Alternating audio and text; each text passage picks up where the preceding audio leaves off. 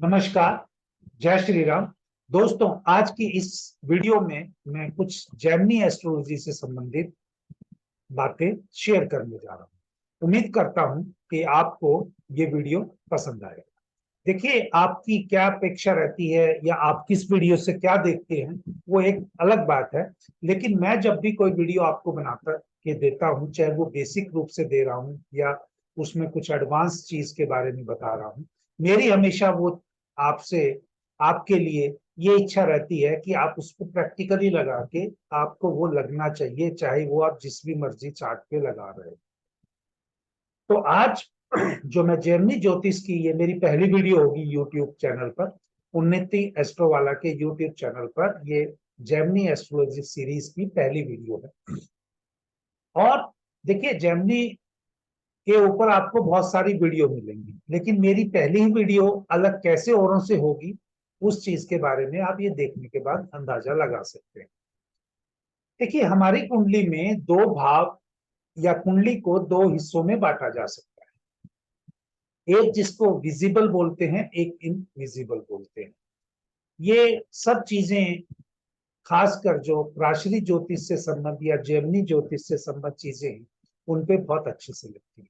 लेकिन जैसे मैंने न्यूमरोलॉजी, फिर भृगुनंदी नाड़ी, वैदिक, केपी और अभी जैमिनी एस्ट्रोलॉजी, इन सब चीजों का जब अध्ययन करते करते इन सब चीजों को चार्ट पे लगाया, तो हर बार मैंने जो एक नई विद्या की प्रैक्टिस की, तो मेरी जो पुरानी विद्या की जो नॉलेज थी वो उससे इंप्रूव हुई पहली बार। ये कैसे इंप्रूव हुई, इस चीज को देखने के लिए मैंने क्या देखा कि मैं जब चार्ट को प्रैक्टिकली, चाहे वो छोटी टेक्निक है, चाहे वो बिल्कुल ही टेक्निक काम कर रही है या नहीं कर रही है, उसको प्रैक्टिकली देखा। और यही चीज मैं अब आगे अपने स्टूडेंट्स को, या जो मुझसे सीखना चाहते हैं या जिनका मैं चार्ट एनालिसिस करता हूं, उसमें लगा। फर्स्ट हाउस से लेके सेवंथ हाउस को एक तरह से आप इनविजिबल हैं दुनिया के लिए, और सेवंथ हाउस से लेके ट्वेल्थ हाउस विजिबल है दुनिया के लिए। तो फर्स्ट हाउस जैसे सेल्फ का है, सेकंड हाउस आपकी फैमिली का है, खाने का, थर्ड हाउस आपके कर्ज का है, सिबलिंग्स का है, फोर्थ हाउस आपके फैमिली मदर का है, या आपका हाउस है, या आपका एंटरटेनमेंट, आप ये कह सकते हैं आपका कंफर्ट जोन का है। फिफ्थ हाउस आपका एंटरटेनमेंट का है, एजुकेशन का है, चाइल्ड का है। सिक्स्थ हाउस आपका जो आपकी लाइफ में एनिमीज है या 6 प्रकार की कोई भी रिपूज हैं, वो देख सकते हैं। सेवंथ हाउस आपका एक तरह से आप कह सकते हैं स्पाउस का है। लेकिन जिंदगी 1 से 7 हाउस में ही नहीं चलती है।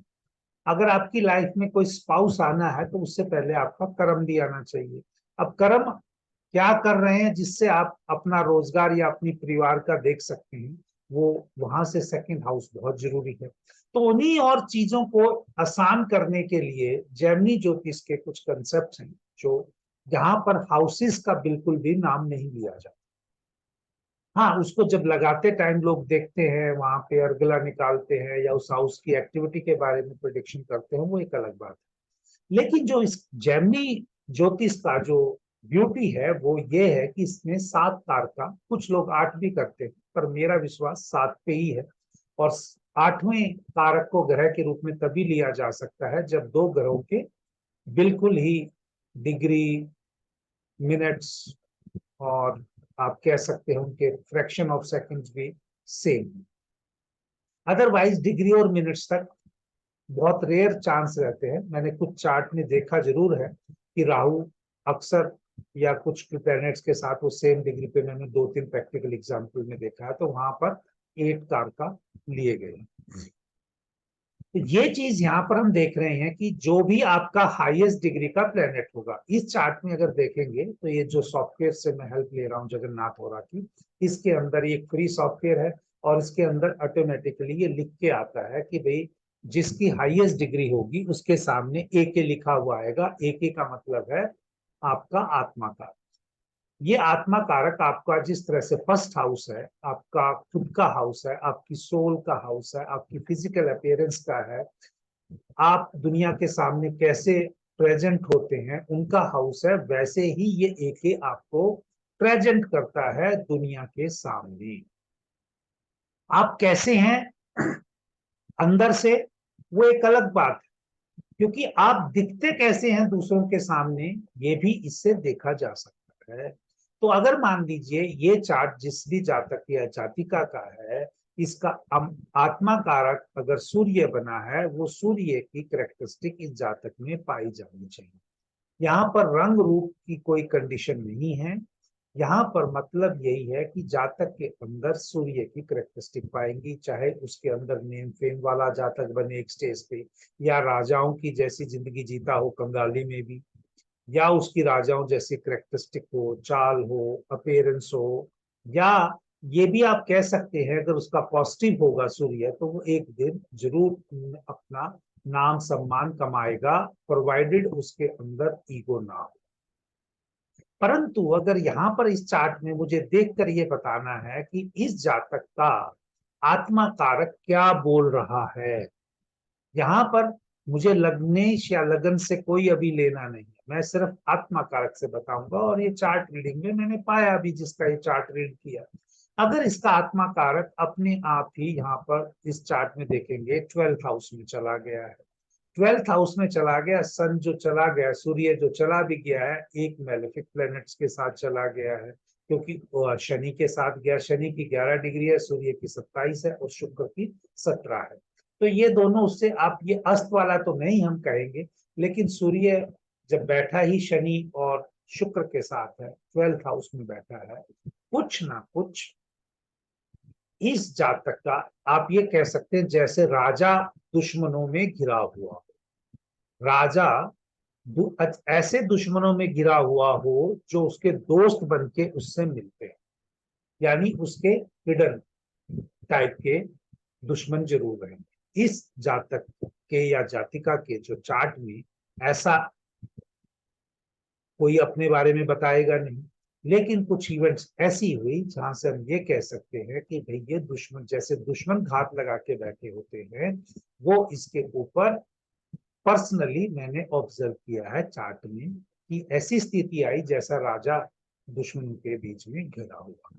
एक बार सिर्फ अभी हम नेटल चार्ट की बात कर रहे हैं, साथ में D9 चार्ट की नहीं कर रहे। जब हम प्राशरी में चार्ट की टेक्निक को लगाते हैं तो वहां पर आपका राशि चार्ट के साथ साथ आपका D9 भी करते हैं। पर जेमिनी के अंदर फर्स्ट स्टेज पे अगर हमको देखना है तो राशि चार्ट लेना है, सेकंड स्टेज पे आपको देखना है तो कारकांश लगन लेना है, थर्ड स्टेज पे अगर देखना है तो आपको स्वांश चार्ट लेना है। यानी आपको ये कारकांश चार्ट में जो और स्वांश चार्ट में जो अंतर है वो धीरे धीरे अगली क्लासों में पता चल जाएगा। लेकिन इन सब का जो कारकांश का और स्वांश का जो रिलेशन बनता है चार्ट में, ये D9 के थ्रू ही बनता है, इसलिए यहाँ पर जेमिनी में D9 चार्ट को मैं अभी ले नहीं रहा हूं। अब आते हैं दूसरी बात, अगर जिसकी सेकंड हाईएस्ट डिग्री होगी वो जुपिटर है ही इस चार्ट में, वो अमत्य कारक कहलाएगा। अमत्य कारक जो है वो सेकंड हाउस को रिप्रेजेंट करता है, आपकी फैमिली को, आपके पैसे को, आपकी बोलने की जो एक सोच है, जो आपकी इनबिल्ड करेक्टरिस्टिक है, उसको भी ये आपका अमत्य कारक है। हाँ, जिस तरह से जेमिनी में बोला गया है कि आत्मा कारक एक किंग है, तो अमत्य कारक उस किंग का एडवाइजर है। तो अगर मान लीजिए यहाँ पर जुपिटर अपने आप को एक एक्सॉल्टेड पोजीशन में है और वो अगर हम देखेंगे सूर्य से अगले भाव में गया है, तो जुपिटर की यहाँ पर एक अच्छी पोजीशन कंपैरेटिवली हम देख सकते हैं, और वो लगन में ही बैठा हुआ है।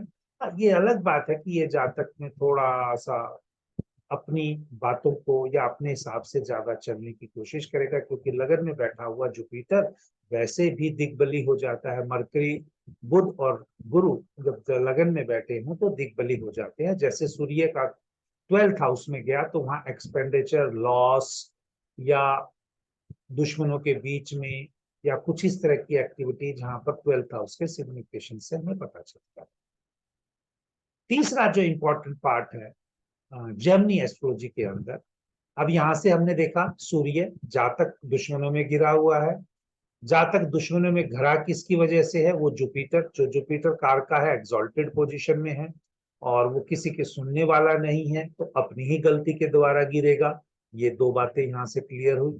तीसरी बात जो हम यहाँ पर देख के बता सकते हैं कि भातृकारक या कहीं पर भातृकारक भी बोला जाता है, वो आपकी कर्ज को या आपके सिबलिंग्स को या आपके फ्रेंड्स सर्कल में जो सपोर्ट सिस्टम है उसको दिखाता है। तो यहाँ पर वो वीनस बना, वो वीनस वापिस ही यहाँ से जो थर्ड हाउस का कारका होके 12th हाउस में चला गया, वो भी दुश्मनों के बीच में चला गया या एक्सपेंसेस के बीच में चला गया, लॉस के हाउस में चला गया। तो इसका मतलब कहीं ना कहीं जो दोस्त या जो अपने भाई बहन, जो अपने भाई बहन में छोटे वाले, उनसे उतना सपोर्ट यहाँ पर मिलते हुए दिखाई नहीं दे रहा। जो फोर्थ इंपॉर्टेंट प्लैनेट है वो यहाँ पर बन जाता है जेमिनी एस्ट्रोलॉजी में मार्स। अब देखिए हमने यहाँ पर सूर्य कर लिया, हमने गुरु कर लिया, वीनस कर लिया, यानी आत्मा कारक, अमृता कारक और भातृकारक। अब आते हैं हम चौथे नंबर पे, जो कि चौथे नंबर की हाईएस्ट डिग्री पे प्लेनेट है, वो मार्स है, मंगल है। उसको मातृकारक या मातृकारक बोलते हैं। मार्स भी अगर हम देखेंगे कुंडली में ऐसे हाउस में जाकर बैठ गया जहां पर वो कंफर्टेबल नहीं फील करता, 8th हाउस में, यानी ऑब्स्ट्रक्शंस, हिडन्स, कुछ भी इस प्रकार की चीजें जहां पर जातक जीवन में अपने आप को कंफर्टेबल नहीं फील करेगा। सब कुछ अगर चीजें भी उसके जीवन में है, जैसा वो करना चाहेगा, उसके जीवन में कोई ना कोई रुकावट आएगी जिसकी वजह से अनएक्सपेक्टेड उसके ऊपर प्रेशर पड़ेगा। क्योंकि ये चार्ट को मैं जानता हूं तो ऐसी स्थिति है। और अगर आपको भी अगर कभी मैं पढ़ाऊंगा या आप मुझसे पढ़ेंगे तो आपके चार्ट पे भी अगर लगा के हम देख सकते हैं, ये सिंपल। इसीलिए ये मैं पहले आपको ये बेसिक रूप में बता रहा हूँ। तो मार्स की भी जो पोजीशन है इस चार्ट में, राशि चार्ट के हिसाब से अभी उतनी अच्छी नहीं दिखाई देती जितनी की नॉर्मली चार्ट में होती है। मातृका को जो माता का भी संबंध है और वो इसकी वजह से माता को भी प्रॉब्लम हो सकती है। बहुत सारी चीजें आप इससे कोरिलेट करने की कोशिश कर सकते हैं। जो फिफ्थ हाईएस्ट डिग्री का है पुत्र कारक है, यानी वो एक एजुकेशन का फिफ्थ हाउस को भी इंडिकेट करता है, या आपकी जो फिफ्थ हाउस के जो भी सिग्निफिकेंस है, एंटरटेनमेंट है या आपकी नॉलेज है या आपका जो माइंड है, उन सबको इंडिकेट करता है। वो यहाँ पर जो बना है, वो पी के जो बना है वो सैटर्न बना है, वो वापिस फिर दुश्मनों के बीच में 12th हाउस में बैठा। अगर राशि चार्ट से ही देखें तो इस वैसे भी इस हिसाब से हम ये कह सकते हैं जेमिनी के एस्ट्रोलॉजी के हिसाब से कि जहां पर ज्यादा प्लेनेट बैठे होते हैं और वो भी जो आत्मा कारक या अमर्त्य कारक के साथ बैठे होते हैं, वो राजयोग बनाते हैं। अब राजयोगी अगर 12th में बैठ गए हैं या लगन में बैठ गए हैं, क्योंकि अमर्त्य कारक जो है वो गुरु बनता है, वो भी एक बुध के साथ बैठ के एक वो चीज बना रहा है। लेकिन क्योंकि वो जो गणितिक कारक है वो छठे कारका का है, तो वहां पर वो रोग और दुश्मनों को, ऑब्स्ट्रक्शंस को, इन सब का वो कारक है, तो उसके लिए वो इतना अच्छा योग यहाँ पे बन नहीं रहा। राजयोग जो बन रहे हैं वो राजयोग यहाँ पर सिर्फ बन सकते हैं इसके साथ, सूर्य के साथ, क्योंकि शनि पितृ कारक है और वो एक इसके साथ बन जाएगा, और एक जो सूर्य है एक शुक्र के साथ जो भातृ कारक है वो उसके साथ नहीं बन रहा। तो एक राजयोग जो बन भी रहा है तो वो यहाँ पर 12th हाउस में बन रहा है। लेकिन 12th हाउस जब तक आप फॉरेन ना जाओ, जब तक आप ऐसे कोई एक्टिविटी ना करो, तो आपको वो धन तो नहीं देगा। क्योंकि राजयोग का मतलब सिंपल क्या है, आपकी लाइफ इन प्रोग्रेस। तो यहाँ पर वो चीज भी अच्छी नहीं मानी जाएगी या आपके जीवन के लिए ठीक नहीं मानी जाएगी। तो इसलिए भातृ कारक का भी जो जो पितृ कारक का भी जो एजुकेशन का कारक है, सडनली एजुकेशन भी गड्ढे में जाती भी दिखाई देती है। कहने का सिंपल मतलब ये। बाकी आप लोग समझदार हैं, आप लोग बहुत जगह से सीखेंगे और आप फाइनली अपने चार्ट पे भी लगा के देखेंगे, क्योंकि मैं आपको प्रैक्टिकल बता रहा हूं जिस तरीके से अभी तक जेमिनी में आपने बाकी किसी और वीडियो में सुना नहीं। इसके बाद जो 6 नंबर का जो हाईएस्ट डिग्री है, छठे नंबर पे सीक्वेंस में जो डिग्री वाइज आता है वो गणितिक कारक आता है। वो छठे, 8वें और 12वें भाव का कारक हो जाता है। ये बेसिकली जरूरी नहीं है कि जातक के जीवन में कष्ट ही होंगे, लेकिन ये हो सकता है कि कल को इसका ये पॉजिटिव वे में बने तो वो बाकियों के कष्ट से खुद को फायदा उसको मिले।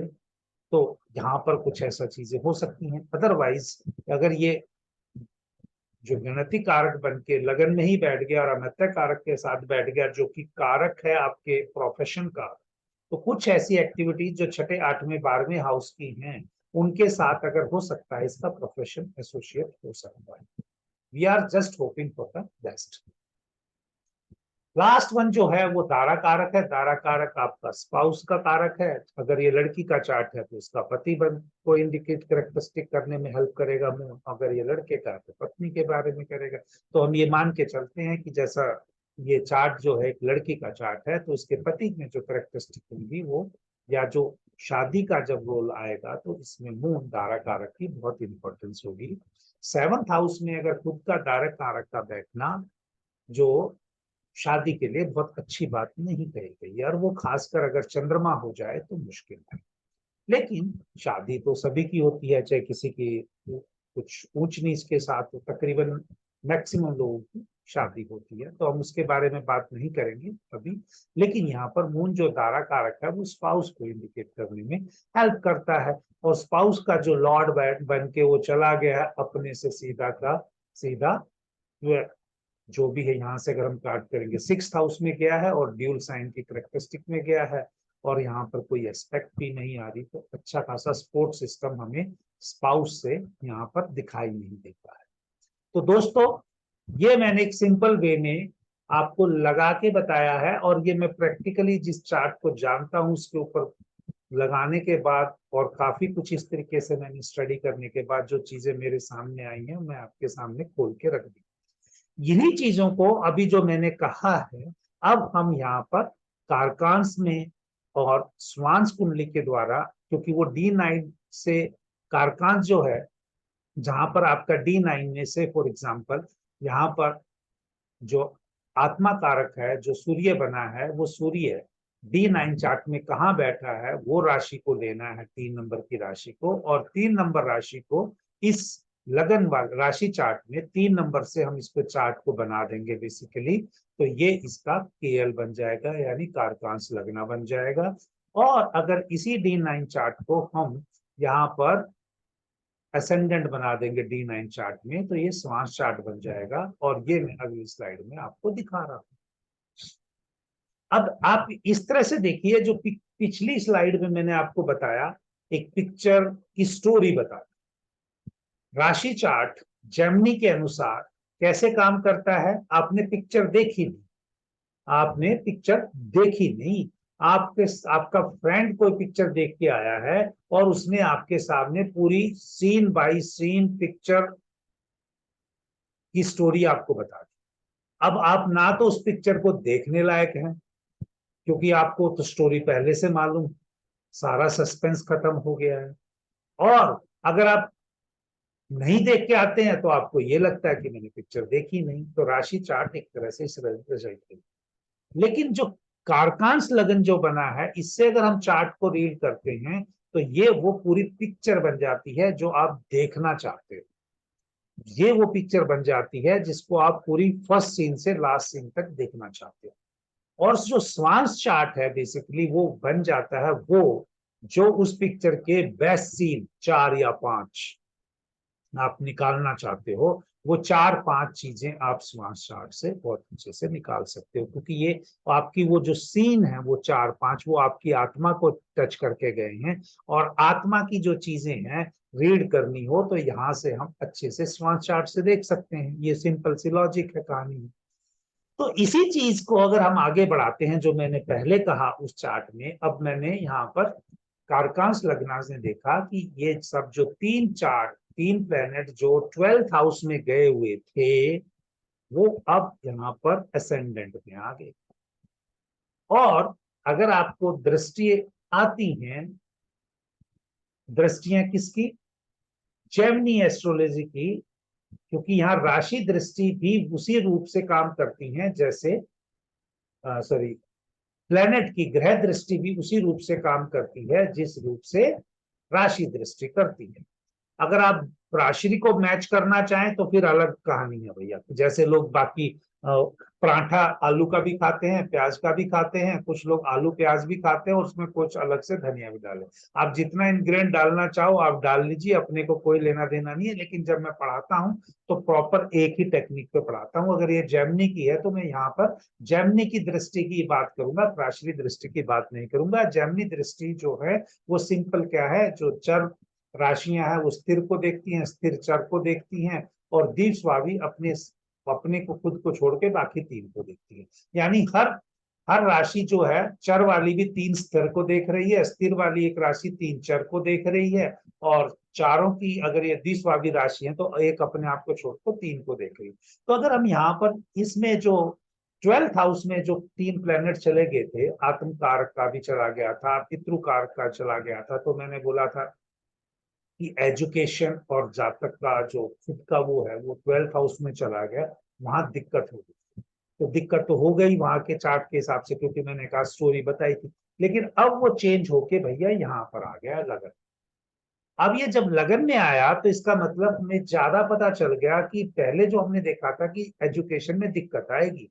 से फॉर एग्जाम्पल अगर ये इंजीनियरिंग कर ली जाती या कोई भी प्रोफेशन जो साइंस साइड की एजुकेशन अगर इसने कर ली है, तो क्या अब ये लगन में आ गया और शुक्र ग्रह भी बैठ गया जो कि भातृ कारक है, कि लास्ट में स्पोर्ट सिस्टम से जब हमें इसकी 12th में दिख रही थी एजुकेशन, वो इसकी हमें ना पूरी होती हुई दिखाई नहीं दे रही थी, ग्रेजुएशन के बाद रुकती हुई दिखाई दे रही थी। लेकिन अब इस चार्ट के हिसाब से हमको ये लग रहा है कि ऐसी स्थिति आएगी, एक बार रुकेगी, वो काम नहीं आएगी, फिर दोबारा ये जो जातिका का चार्ट है ये अपनी बैचलर से मास्टर एजुकेशन में भी जाएगी। सिमिलरली अगर हम इसके आत्मकारक की बात करें तो आत्मकारक का जो बहुत बड़ा रोल हो जाता है कि वो कैसे अपने आप को दुनिया के सामने रखेगा, तो जो उसकी वहां मिस्टेक्स दिखाई दे रही थी, अब वो मिस्टेक्स को ओवरकम करके एक बार होगी, उसको रियलाइज भी होगा, लेकिन जब वो रियलाइज से बाहर आएगा तो वापिस वो अपने आप को राजाओं की तरह ही बाकी पब्लिक के सामने कैरेक्टरिस्टिक शो करेगा। क्योंकि राजा एक युद्ध हार भी गया, अगर वो इस पोजीशन में है कि वो दूसरा युद्ध करे तो वो अवश्य करेगा, वो इतनी आसानी से हार नहीं मानेगा। यही काम आपके आत्मकारक का है। और क्योंकि अब जो जुपिटर जो इनका अमात्य कारक था, जो एडवाइजर होता है आत्मा कारक का, वो अब चला गया सेकंड हाउस में। और वो सेकंड हाउस के लिए वो बेसिकली कार का है, जैसे फर्स्ट हाउस के लिए आत्मा कारक कार का है, तो सेकंड हाउस के लिए अमात्य कारक का है। तो दोनों अब अपने हाउस में जाके कंफर्टेबल हो गए। तो इस चार्ट के द्वारा मुझे ये पता चला कि नो डाउट एक अच्छी खासी चलती हुई चीज कुछ ऐसे डिसीजन की वजह से जो 12th हाउस में बैठे हुए दुश्मनों की वजह से ऐसे सर्कमस्टांसेस बनेंगे, या अपनी खुद की मिस्टेक के द्वारा ऐसे सर्कमस्टांसेस बनेंगे जो एजुकेशन रुकेगी, फिर बाद में उसका रियलाइजेशन होगा और वो फिर आगे बढ़ेगी, और उस एजुकेशन के बीच पे वो कैरियर भी अपना बना सकता है जातक चाहे तो। ये चार्ट का प्रेडिक्शन मैंने यहाँ पर आपको देने की कोशिश की, क्योंकि वीडियो लंबा हो जाएगा और अभी मेरे ऐसे छोटे छोटे वीडियो और बहुत सारे आएंगे जिन पे मैं आपको जेमिनी की कुछ चीजें बताऊंगा। आप दिल खोल के अपनी फीडबैक दीजिएगा, क्योंकि आपकी नेगेटिव फीडबैक मुझे इंप्रूव करने के लिए और मोटिवेट करेगी, पॉजिटिव फीडबैक और नए टॉपिक पे वीडियो बनाने के लिए मेरे को मोटिवेट करेगी। जय श्री राम।